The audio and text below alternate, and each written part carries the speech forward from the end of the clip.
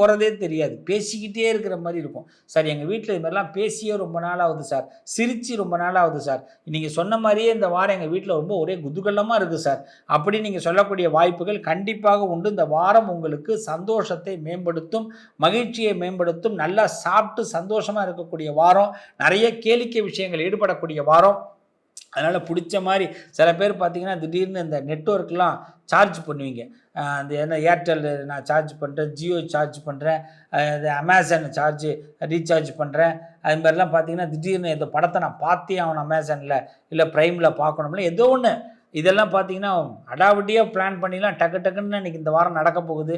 சிறப்பாக எதிர்பார்த்த விஷயங்களை சந்தோஷமாக ஹாப்பியாக என்ஜாய் பண்ண போகிறீங்க. சில பேர் புதுசாக வாகனம் இருக்கீங்கன்னா அந்த வாகனத்தில் யாரையாவது ரொம்ப நாளாக அழைச்சின்னு போகணுன்னு ஆசைப்பட்டிருப்பீங்க.